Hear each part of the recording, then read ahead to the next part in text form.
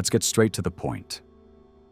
Not everyone who smiles at you wants what's best for you. Not everyone who listens to you wants to help you. And the most unsettling part, not everyone who approaches you does so out of friendship. There are people who specialize in imitating closeness. They learn your gestures, repeat your words, even mirror your reflection. But they do it with a purpose: to disarm you.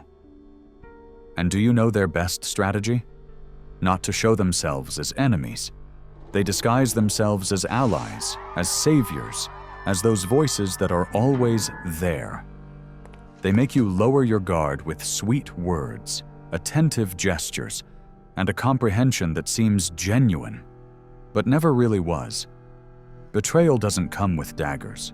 It comes with hugs, and Machiavelli warned about this centuries ago.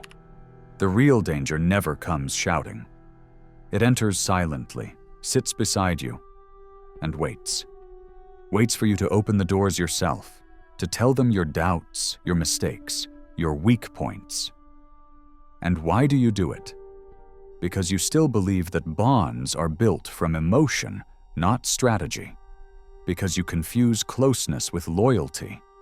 Because you still don't understand that power is not lost in an open war, but at a friendly dinner with the wrong people. And this is where the game begins. A subtle, psychological, almost invisible game. Machiavelli understood something most people don't want to accept. The world is not divided between good and bad, but between those who know how to play and those who still believe there is no game. Do you know who is the most manipulative? Not the one who lies, but the one who never has to. The one who leads you exactly where they want, with only half-truths, timely silences, and a perfectly placed smile. We live surrounded by emotional strategists, people who know how to act so that you trust, how to talk so that you open up, how to disappear just when you need them the most, only to come back when you've already healed, and make you feel it was thanks to them. They don't seek to help you. They seek your dependence. They don't seek your well-being. They seek for you to owe them. And you, without realizing it, play their game. You get excited when they value you. You crumble when they walk away. You do more for them than you would ever do for yourself. And what happens when you're no longer useful to them? They drop you, without explanation, without guilt. And you're left wondering what you did wrong. Nothing. You did well, but you did it with the wrong people. And now it hurts. Of course it does, because betrayal not only breaks bonds, it also breaks the idea you had of yourself. It makes you feel naive, weak, exposed. But here's the uncomfortable truth. It wasn't betrayal that hurt you the most. It was realizing that you dug the well yourself. You were the one who ignored the signs. You were the one who justified the unjustifiable. You were the one who believed that evil always disguises itself as cruelty. And no, the most dangerous evil smiles, listens, supports, until one day it breaks you. Machiavelli was clear. Don't trust generous acts, watch what comes after. Because the fake doesn't rob you violently, they make you believe you owe them. The traitor doesn't attack you, they make you hand them the weapon. Have you ever wondered how many times you talked too much? How many times you gave access to the most intimate parts of your mind to someone who only wanted it to use against you? How many times you opened the door without even asking for proof of intention? And it's not that you should live in paranoia, it's that you should live with strategy. Machiavelli didn't teach to distrust everyone.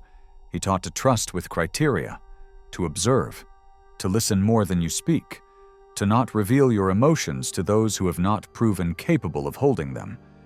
Because power isn't held by the one who controls, but by the one who doesn't need to control. True power is emotional. And do you know what your weakness is? Believing that being genuine protects you. Believing that opening your heart is always a noble act. Misplaced vulnerability is a ticking time bomb. That's why you need to start seeing beyond words. You must train your ear to detect manipulation behind flattery. You must watch gestures, not just phrases. The fake doesn't always lie, but they're never clear. They speak in double meanings, shield themselves with humor, avoid committing to what they say. They leave you with doubts, and you fill them with hope. That's the trick. The manipulator doesn't need to invent. They just need you to complete their narrative. They throw you crumbs, and you build castles. They offer shadows, and you project light. Result? You cling to an illusion, and you defend that illusion even when the facts have already destroyed it. Meanwhile, they watch. They watch how much you can give, how much you're willing to lose, how much they need to give back so you stay hooked. It's an unequal exchange, but you don't see it because you're blinded by the narrative you built. And here comes the hardest part. They study you more than you study them. They analyze you. They know what to say to trigger you. They know when to disappear to provoke your anxiety. They know when to reappear so you welcome them back. You react. They plan. You feel. They calculate. And Machiavelli made it clear. He who controls his emotions controls others. That's why you must learn to observe without reacting, to listen without responding, to feel without acting. Not so you become cold, but because you need clarity. You can't keep giving your emotions to those who haven't done anything to deserve them. You can't keep justifying those who show, time and again, that they're only here for what they can get. And I'm not just talking about romantic relationships. I'm talking about friendships, family, even colleagues. There are people who only come close when you have something to offer, and disappear when you need something. Don't get mad at them. Use them as training. Every time someone fails you, you learn. Every time someone manipulates you, you get stronger. But only if you decide not to fall again. Because the greatest betrayal isn't the one that comes from outside. It's the one you allow again and again out of fear of being alone. But being alone is not dangerous. What's dangerous is surrounding yourself with people who make you feel lonely even when you're accompanied. Machiavelli taught you plainly. Don't trust the one who is always available because no one is without reason. Learn to read the intention behind presence. Learn to distrust those who have no limits. The one who never says no, who always agrees with you, who always shows up as the savior. That's the one who represents the greatest danger, because no one is that good without seeking something in return. And if what they seek isn't obvious, worry, because what you don't see is exactly what can destroy you. So start moving with silence, with strategy, with selective coldness. Watch the patterns. The one who always talks about others will talk about you. The one who seeks secrets is looking for weapons. The one who always has a dramatic story to tell is probably the villain, not the victim. Your duty is not to help everyone. Your duty is to protect yourself. And protecting yourself is not about building walls. It's about building filters. It's about testing. It's about trusting not what's said, but what's repeated over time. Trust is not speed. Trust is consistency. And true power lies in knowing when to stay silent. Not everything deserves a response. Not everything deserves an explanation.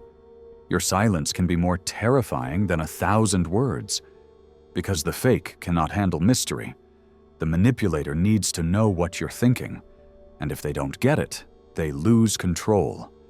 So cultivate strategic silence, not out of weakness, but out of mastery. And if someone ever asks you why you no longer trust like before, answer with the most brutal truth, because you learned that the deepest betrayals don't come from the enemy. They come from the supposed friend you chose yourself. And now you know.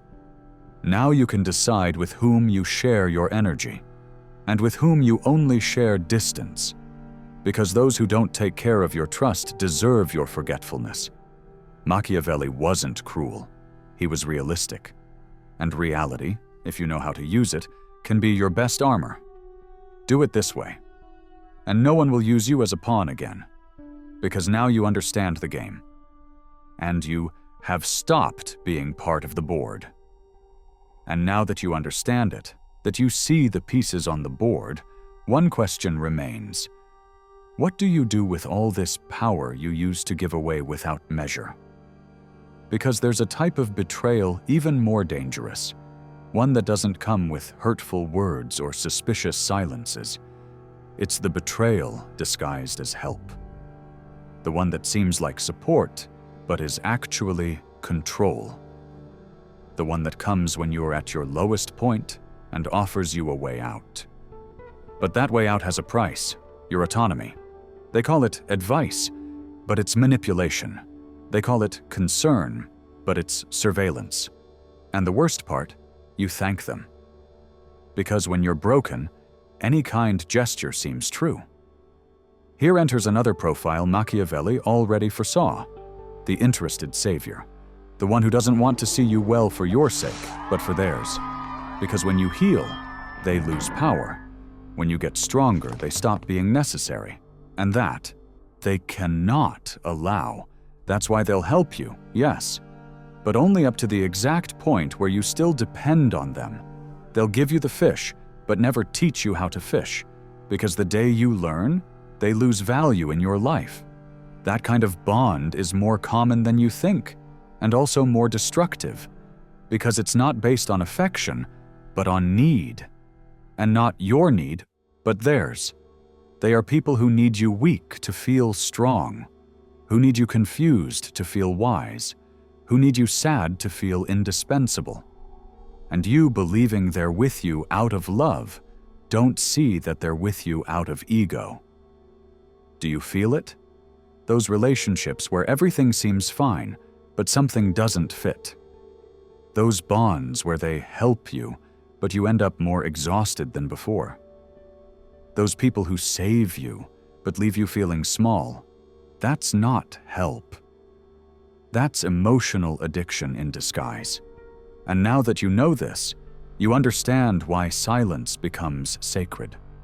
Why you can no longer tell everything to just anyone. Why emotions shouldn't be shared with those who haven't shown they can hold them without then using them as a bargaining chip.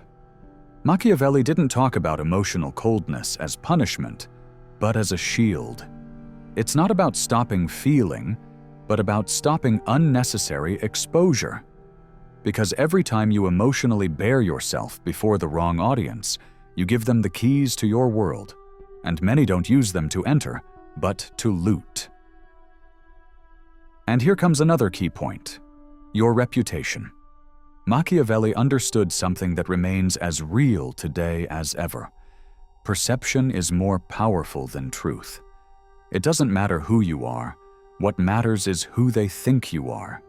And the fakes, the traitors, the manipulators, they know this. That's why, when they can no longer control you directly, they'll try to control how others see you.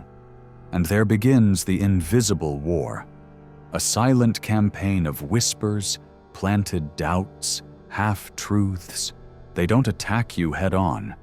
They simply plant a new image of you, one that doesn't correspond to who you are, but little by little sinks into others. And you, trying to defend yourself, make the most common mistake: reacting. You enter the game. You explain yourself. You justify. You raise your voice. And that is exactly what they want. Because when you react, you seem guilty. When you get upset, you seem unstable. When you defend yourself angrily, they present themselves as victims.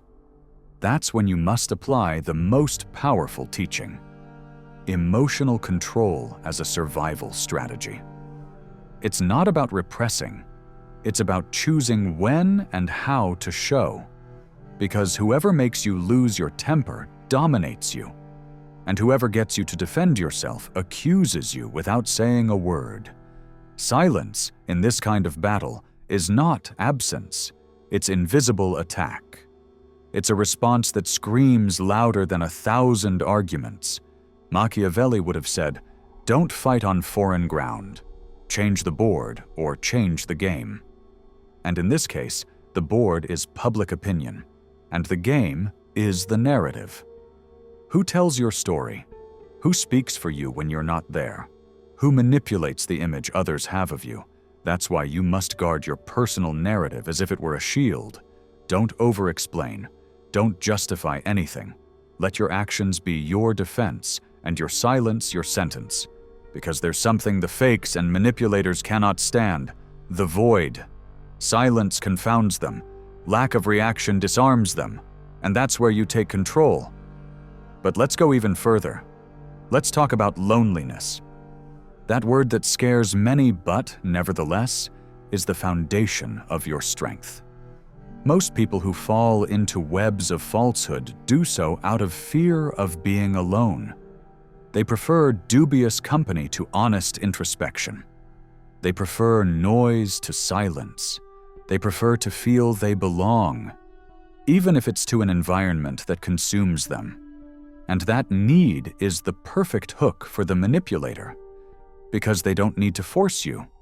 They just need to offer you a place where you finally feel accepted. But that place is not refuge. It's a cage with windows.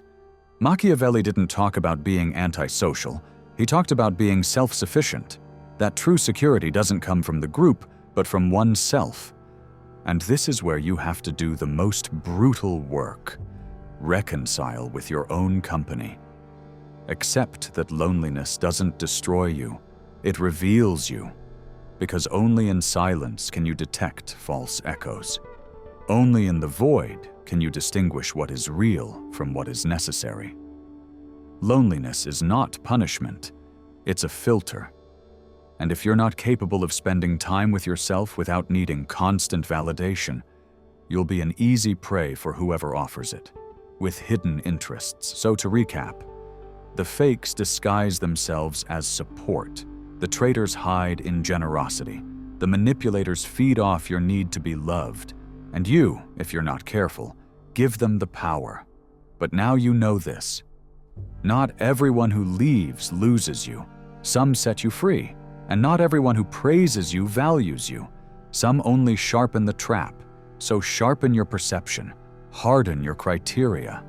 Don't seek to please. Seek clarity. And above all, remember this. Silence is your best ally when noise comes disguised as affection. The strongest strategy is not to shout louder, it's knowing when not to say anything.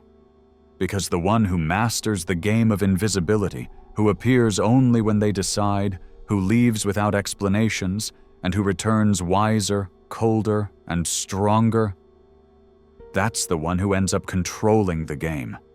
And you are about to become that player. And now that you have all the pieces, I throw you the last bomb. Not everyone who wants to see you win wants you to win more than they do. That's the slipperiest terrain of all. That of those who are neither obvious fakes, nor declared traitors, nor classic manipulators. They are the ones who rejoice in your small achievements. As long as you don't surpass theirs. They applaud you as long as you don't represent a threat. They support you while you're a step behind. But the moment you dare to shine brighter, their silent war begins. Competition disguised as friendship. Support that comes with chains. The congratulations with a hidden sting. And here is where you must be most lethally aware. Don't confuse affinity with alignment. Not everyone who walks by your side is going in the same direction. And not everyone who gives you their hand wants to see you standing. Some only do it to make sure you don't fly. And how do you spot them? Listen to their silences when you succeed.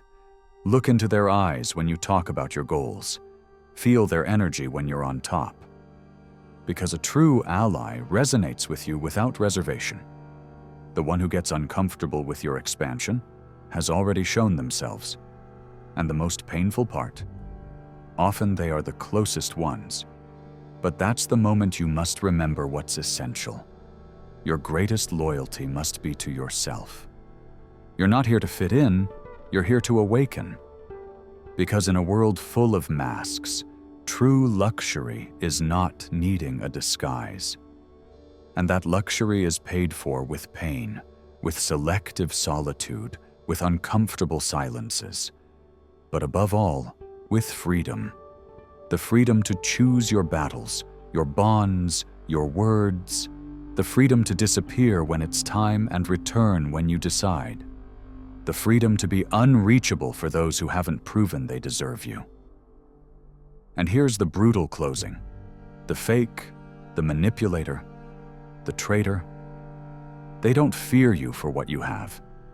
They fear you for what you could become when you no longer need them. That is your power, and they didn't see it coming. Now, if you've made it this far, I throw you a challenge. Leave me a phrase in the comments that sums it all up. I no longer play on their board. That way I'll know you didn't just listen, but you've already started to move differently. And if this video stirred something inside you, subscribe. Not to inflate numbers. Do it for yourself. Because here you'll find what no one else dares to tell you. See you in the next one, if you haven't already gone to break your own board and create your own. Until then, remember, he who is silent doesn't always concede. Sometimes he calculates, and you just learned how to calculate. See you in the shadows, or better yet, at the top.